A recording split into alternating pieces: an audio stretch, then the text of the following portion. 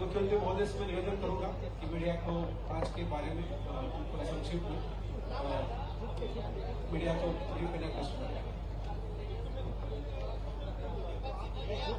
आज की इस प्रेस वार्ता में मैं आप सबका स्वागत करता हूं, अभिनंदन करता हूं। मेरे साथ हमारे डिप्टी सीएम राजेंद्र शुक्ला जी, माननीय मंत्री हमारे वरिष्ठ नेता श्रीनाथ प्रहलाद पटेल जी, प्रभारी मंत्री रीवा, इस अवसर पर माननीय सांसद जनार्दन मिश्रा जी, हमारे जिलाध्यक्ष Ajay Singh ji. Regional industry conclave Rewa के अंदर आज जैसे कि उम्मीद थी, मुझे इस बात का संतोष है कि जिस प्रकार से माहौल बना रीवा में, पहली बार रीजनल इंडस्ट्री कॉन्क्लेव करने का मौका मिला, जिसके माध्यम से हमारे रीवा अंचल में, रीवा, सीधी, सिंगरौली, पूरे संभाग सतना औद्योगिक क्रांति की दिशा में ये बहुत बड़ा कदम था और इसका रिस्पांस भी क्षेत्र से उतना ही अच्छा आया। हमारी उम्मीद से बढ़कर के पंजीयन हुए हैं और पंजीयन भी कितने हुए हैं अंदाज लगा सकते हैं इस बात का कि निवेशकों और हमारे उद्योगपतियों का जो उत्साह है, लगभग 4000 से अधिक प्रतिभागियों ने भागीदारी की है। हमारा सभागार छोटा पड़ गया।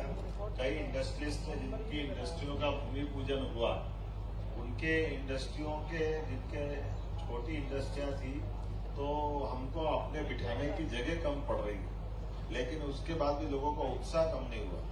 और न केवल हमारे रीवा अंचल के बल्कि पूरे प्रदेश के अलावा मैं आपको बताना चाहूंगा कि 10 से ज्यादा राज्यों के निवेशकों ने इसमें सहभागिता की है। 300 से अधिक बायर सेलर मीटिंग हुई है।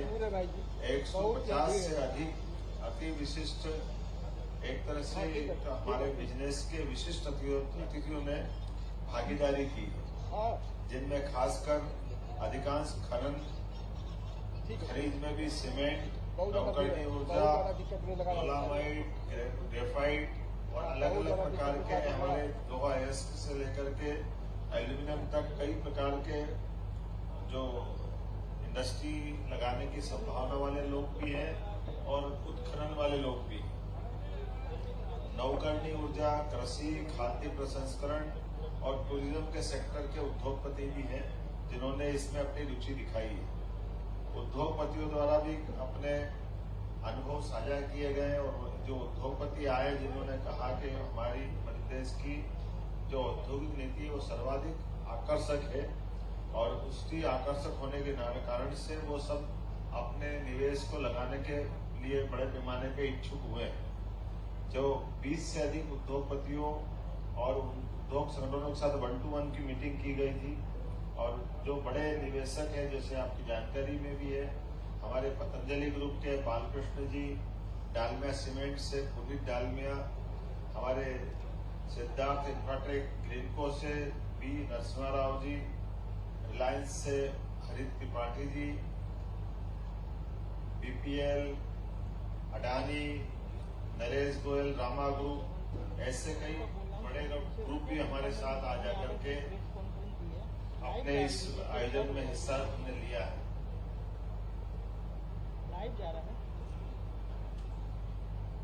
उद्योगपतियों में भी खास करके जिन्होंने अपनी घोषणा की है, पतंजलि ग्रुप के एमडी बालकृष्ण जी ने प्रदेश में और रीवा में खासकर अपने निवेश की इच्छा जताई है। 1000 करोड़ से ऊपर के निवेश के उन्हें फूड इंडस्ट्री की यहाँ अपनी घोषणा की है।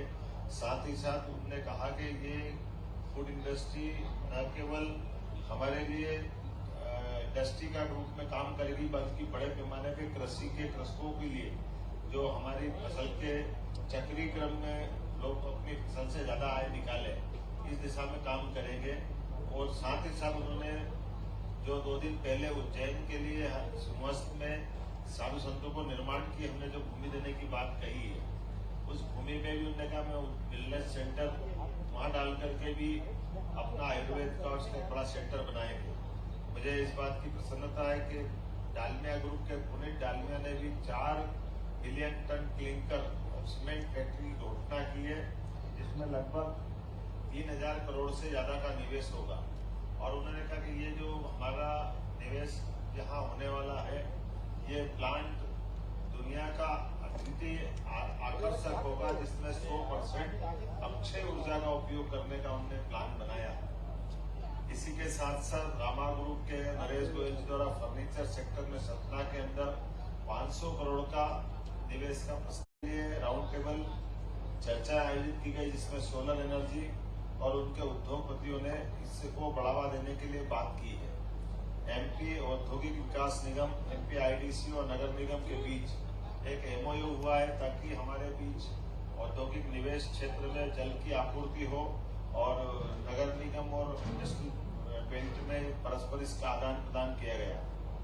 मध्य प्रदेश टूरिज्म बोर्ड और AKS यूनिवर्सिटी सतना के मध्य MOU किया गया, जिसके माध्यम से हमारे रोजगार पर विभिन्न प्रकार के कोर्स के संचालन के लिए, इंटर्नशिप के लिए और स्वरोजगार को बढ़ावा देने के लिए इसका ये अपना एक परस्पर विश्वविद्यालय की भूमिका रहेगी। रीजनल इंडस्ट्री कॉन्क्लेव रीवा में 85 इकाइयों के आशय पत्र जारी किए गए, जिसमें 146 एकड़ भूमि आवंटित की गई है, जिसमें 918 करोड़ से अधिक के पूंजी निवेश एवं 3,350 से अधिक लोगों को रोजगार दिए जाएंगे। कुल मिलाकर के भूमि पूजन और लोकार्पण जो प्रदेश भर में भी हुए हैं और रीवा में भी हुए हैं, ऐसे सभी 21 से ज्यादा इकाइयों के भूमि पूजन लोकार्पण रीजनल इंडस्ट्री कॉन्क्लेव में किए गए, जिसमें अकेले रीवा में 9 इकाइयां क्षेत्रीय कार्यालय के माध्यम से आती है, जिसमें 2,680 करोड़ से अधिक के निवेश के प्रस्ताव और 1,830 के अधिक रोजगार होंगे, जो रोजगार परक इंडस्ट्रियों के भूमि पूजन लोकार्पण है। लेकिन आज जो इंडस्ट्री कॉन्क्लेव की गई है, इस इंडस्ट्री कॉन्क्लेव में जो प्रस्ताव आए, मुझे इस बात की प्रसन्नता है कि आमतौर पर इतने बड़े पैमाने पे प्रस्ताव आना, ये हमारी कॉन्क्लेव की सफलता बताएगी।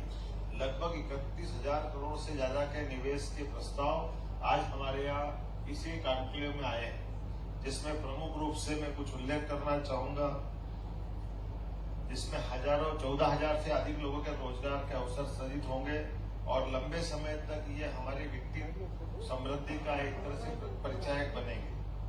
सिद्धार्थ इंफ्राटेक ग्रीनको द्वारा नवकरणीय ऊर्जा के माध्यम से 12,800 करोड़ का प्रस्ताव मिला है, जिसमें 6,400 से अधिक लोगों को रोजगार मिलेगा।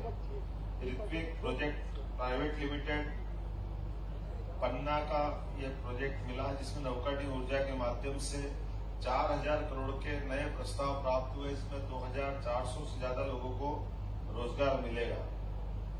KJS सीमेंट ये मेहर के अंदर लगेगा, इस सीमेंट प्लांट में 1,400 से 1,400 करोड़ का ये निवेश रहेगा, 200 से अधिक लोगों को रोजगार मिलेगा। पतंजलि ग्रुप ने, जैसा मैंने पहले कहा है, 1,000 करोड़ के निवेश की घोषणा की है और इसमें क्योंकि फार्मर बेस्ड इंडस्ट्री रहेगी, फूड इंडस्ट्री, तो प्रत्यक्ष तो लोगों को रोजगार मिलेगा 1,000 के आसपास, लेकिन हजारों लोगों को खेती में से अपनी अपनी फसल उत्पादन के माध्यम से उनकी आय बढ़ाने का बड़ा रूप रहेगा। फर्नीचर ग्रुप रामा द्वारा 500 करोड़ के इन्वेस्टमेंट की बात की, जो सतना में लगेगा, इसमें 100 से अधिक लोगों को रोजगार मिलेगा। सोलर नवकरणीय ऊर्जा का ये एक solar AMC service private limited Digendra Rathore ji का ये प्रोजेक्ट है नवकरणीय ऊर्जा का, जिसमें 400 करोड़ का निवेश रहेगा, 200 से अधिक लोगों को रोजगार मिलेगा। BPCL के माध्यम से पेट्रोकेमिकल्स का प्रोजेक्ट लगाने के लिए सिंगरौली का ऑफर दिया गया है, जिसमें 300 करोड़ का निवेश है और 300 से ज्यादा लोगों को रोजगार मिलेगा।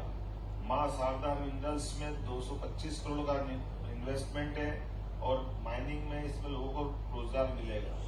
एस गोयनका ग्रुप में 200 करोड़ का निवेश है, 500 लोगों को रोजगार मिलेगा। सीमेंट क्लिंकर पल पुट्टी का ये मूल रूप से इनका काम होने वाला है। शिव शक्ति कंस्ट्रक्शन कंपनी 175 करोड़ का निवेश से 200 से ज्यादा लोगों को रोजगार मिलेगा।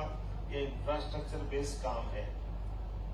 Sudarshan Texmo solution private limited Jabalpur में रक्षा उत्पादन के क्षेत्र में ये ड्रोन टेक्नोलॉजी का एक प्रस्ताव मिला है।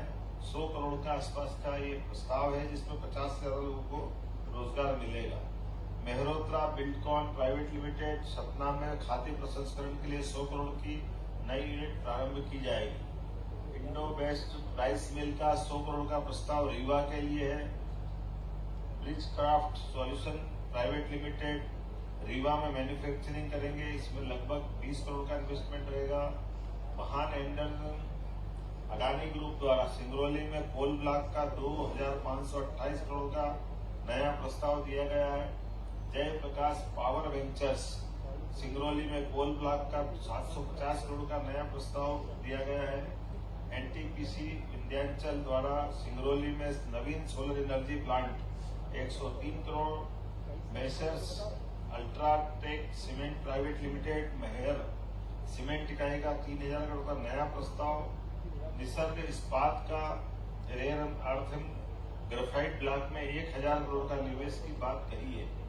ऐसे अलग अलग छोटे छोटे 2, 5, 10, 1, 4, 6 ऐसे कई प्रस्ताव तो अभी हमने इसमें गिनती में नहीं लिए, क्योंकि वो बड़ी संख्या में कुल मिलाकर के हमारे लगभग 31,000 करोड़ से ज्यादा के प्रस्ताव जो पूर्ण रूप से आज संपन्न हुए हैं। मैं उम्मीद करता हूं कि जिस प्रकार से उद्योग विभाग, एमएसएमई, खनिज, अन्य सेक्टर में मिलकर के प्रस्ताव आए हैं, ये न केवल मध्य प्रदेश की हमारी औद्योगिक निवेश की इकाई का एक नया ताकत का रूप बनकर निकलेगी, बल्कि विंध्य के क्षेत्र को अपनी एक नई पहचान बनाएगी। ये रीजनल इंडस्ट्री कॉन्क्लेव का क्रम जो हमने पहले से डिसाइड किया आज 5वें नंबर का था, और इसकी खास बात यही रही है कि पहली बार होने वाली इंडस्ट्री कॉन्क्लेव में भी जिस ढंग से रिस्पांस आया है, ये रिस्पांस बताता है कि ये बार बार की और ऐसे आने का अवसर पर दोबारा भी हम इस प्रकार से इस क्रम को जारी रखेंगे। लेकिन हमने कहा कि हर संभागीय केंद्र पर ये जब क्रम जारी रहता तो प्रदेश के अंदर भी बाकी संभागों में भी इसी प्रकार से औद्योगिक निवेश की गतिविधियों का समान रूप से संचालन किया जाता है। इसलिए आज ही यहाँ से जब हमने ये कार्यक्रम किया है, तब पीथमपुर, इंदौर, उज्जैन, धार, जबलपुर, अन्य राज्य के हिस्सों में भी समान रूप से भूमि पूजन, लोकार्पण के वहाँ के जनप्रतिनिधियों के साथ वर्चुअल रूप से जुड़ करके, यहाँ तक कि बीते महीने जब सागर में हमने इन्वेस्टर मीट की गई, तो सागर के भी जो तत्कालीन समय में किए गए एमओयू के आधार पर या निवेश प्रस्ताव लिए थे, उस आधार पर उनके कामों की गति लेते हुए एक व्यक्ति ने तो कहा कि 7 दिन पहले ही वो आया था और 7 दिन में उसको सारे क्लियरेंस हुए और उन्होंने अपने निवेश के प्रस्ताव दिए और आज उन्होंने अपना भूमि पूजन भी कर लिया है। ये बदलते दौर का समय है। यशस्वी प्रधानमंत्री के नेतृत्व में इसी प्रकार से लगातार आगे बढ़ने की जरूरत है। जैसा कि मैंने आज अपने वक्तव्य में घोषणा की थी, हमारे रीवा के अंदर इनलैंड कंटेनर डिपो आईसीडी की मांग की गई थी, परीक्षण उपरांत पाया गया रीवा संभाग में सिंगरौली और कटनी में आईसीडी का निर्माण सर्वाधिक उपयुक्त होगा। हमने निर्णय किया कि रीवा संभाग में उद्योगों को बढ़ावा देने और यहाँ से एक्सपोर्ट सुविधा को बहाल करने के लिए एक की जगह 2 जगह इनलैंड कंटेनर डिपो का निर्माण किया जाए। यहाँ यही नहीं, ये आईसीडी के साथ मल्टी मॉडल लॉजिस्टिक पार्क का निर्माण भी किया जाएगा। आज ही हमने यहाँ रीवा संभाग के सिंगरौली, सीधी, मऊगंज, मेहर जिले में एमएसएमई विभाग के औद्योगिक क्षेत्र ही, जहाँ औद्योगिक क्षेत्र नहीं है, में नवीन औद्योगिक क्षेत्र बनाने की घोषणा की गई है। जिला रीवा और सतना में वर्तमान स्थापित औद्योगिक क्षेत्र के अलावा नवीन औद्योगिक क्षेत्र रीवा और सतना में भी किए जाएंगे। औद्योगिक क्षेत्र उद्योग द्वीप मेढन में जल आपूर्ति हेतु 84 लाख की लागत से नवीन योजना का क्रियान्वयन किया जाएगा। विंध्य क्षेत्र में टूरिज्म की अर्थात पर्यटन की अपार संभावना है।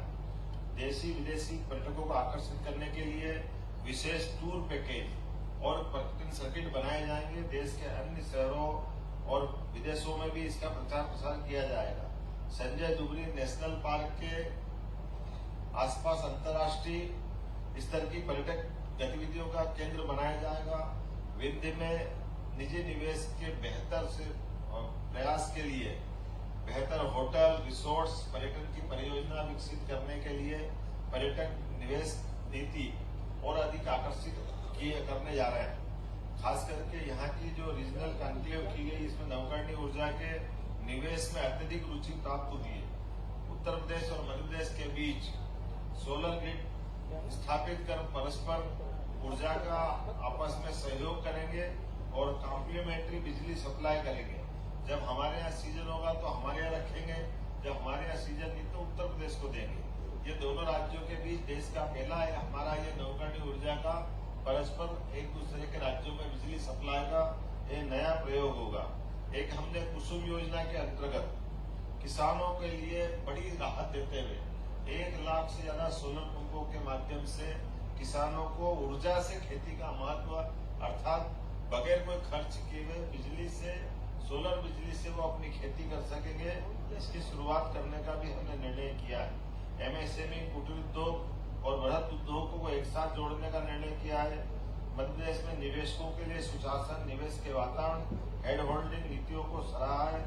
उम्मीद कर रहे हैं कि जिस प्रकार का ये हमारा वर्तमान का इंडस्ट्री कॉन्क्लेव हुआ है, यशस्वी प्रधानमंत्री के नेतृत्व में विंध्य को बेहतर कनेक्टिविटी बनाने के लिए जिस प्रकार से एयरपोर्ट मिला है, समान रूप से हमने औद्योगिक निवेश का भी बड़ा वातावरण बनाया और ये कुल मिलाकर के वर्तमान के समय में विंध्य एक बढ़ते महानगर के साथ साथ खास करके ये औद्योगिक निवेश का पूरे देश के अंदर अपने आप में अलग पहचान बनाने वाला क्षेत्र बन रहा है, जिसके माध्यम से दूरगामी दृष्टि से बड़े निवेशक भविष्य के बड़े बड़े प्लांट लेकर यहाँ आने के लिए आगे बढ़े। मैं उम्मीद कर रहा हूँ कि जिस प्रकार से मध्य प्रदेश में पूरे देश के उद्योगपतियों को आकर्षित किया है, विंध्य में भी उनकी इच्छा दिखाना, निवेश के प्रस्ताव देना, ये हमारी अपनी उस भावना को पुष्ट करने के लिए है जिसके लिए मध्य प्रदेश में वर्तमान में वातावरण बना हुआ है। एक बार फिर मैं आपकी इस प्रेस कॉन्फ्रेंस के माध्यम से सभी उद्योगपतियों को, सभी निवेशकों को धन्यवाद ज्ञापित करता हूं जिन्होंने इस सम्मेलन में भाग लिया। राज्य सरकार उद्योगपतियों और निवेशकों के साथ मध्य प्रदेश की जनता, खास करके हमारे युवा मित्रों के लिए जो हमारे आईटी के सेक्टर में भी आना चाहते हैं, हमने हर सेक्टर में युवाओं को महत्व देने के लिए, गरीबों को काम दिलाने के लिए, बौद्धिक क्षमता का अपने मध्य प्रदेश में उपयोग करने के लिए इंडस्ट्री कॉन्क्लेव की श्रृंखला प्रारंभ की है। इस माध्यम से ब्रेन ड्रेन की जो समस्या आती है कि हम अपने स्किल लेबर और बौद्धिक क्षमता वाले उच्च शिक्षा प्राप्त विद्यार्थियों को किसी और राज्य में जाना पड़े, उससे बचाते हुए हमारे प्रदेश में उनकी क्षमता का उपयोग हो। जैसे खास करके यहाँ आज ही हमने एक आईटी पार्क का भी भूमि पूजन किया है। इस आईटी पार्क के माध्यम से विंध्य में पहली बार आईटी पार्क बनेगा और न केवल आईटी पार्क बनेगा बल्कि पूरे क्षेत्र के 10 मंजिला नया भवन बनाना, यह हाई राइज बिल्डिंग की कल्पना को साकार करेगा। हाई राइज बिल्डिंग के माध्यम से इंफ्रास्ट्रक्चर के लिए एक नया दरवाजा खुलेगा। एक एक करके ऐसे कई काम हमारे द्वारा किए जा रहा है जिसके माध्यम से हमारे क्षेत्र के युवाओं को काम मिले, विकास का नया पैमाना बने और हम सब मिलकर के मध्य प्रदेश को यशस्वी प्रधानमंत्री के नेतृत्व में डबल इंजन की सरकार के साथ आगे बढ़ा पाए। एक बार फिर मैं आप सबको धन्यवाद देता हूं।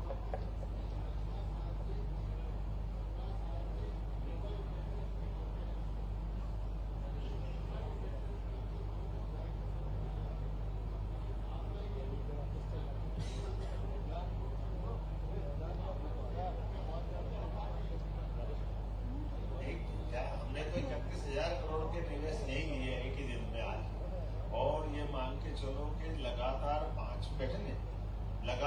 5वीं मीटिंग में जैसा कि मैंने बताया था कि 2,50,000 करोड़ के प्रस्ताव तो अभी तक आ चुके थे।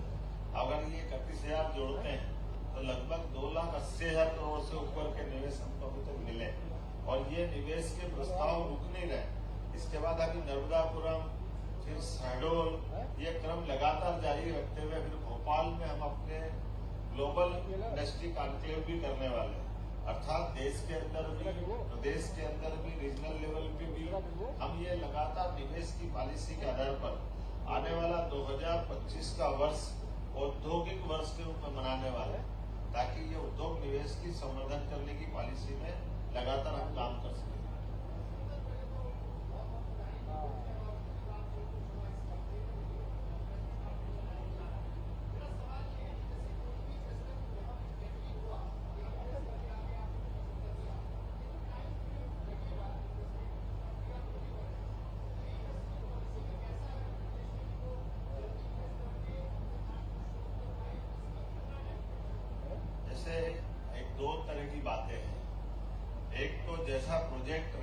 पैसा समय लगता है।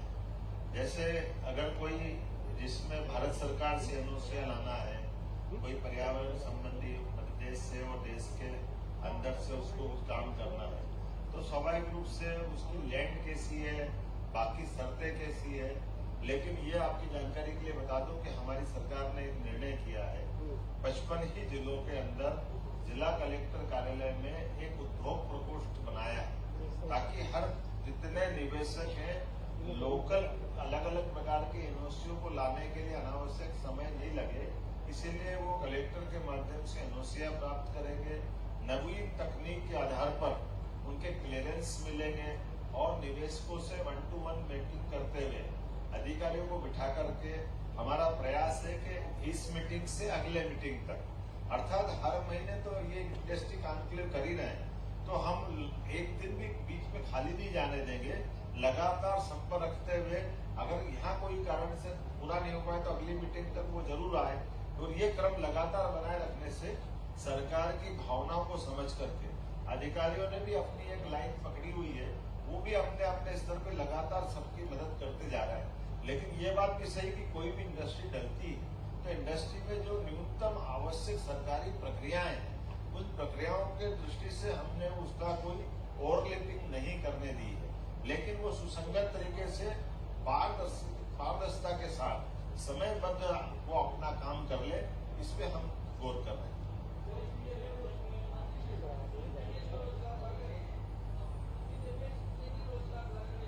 एक तो लाइट बहुत आ रही है, मेरे को आपका थोड़ा चेहरा कर दीजिए। चलिए कोई बात नहीं, मेरा निवेदन है, आज अपन ने काफी बात कर ली, बहुत बहुत धन्यवाद।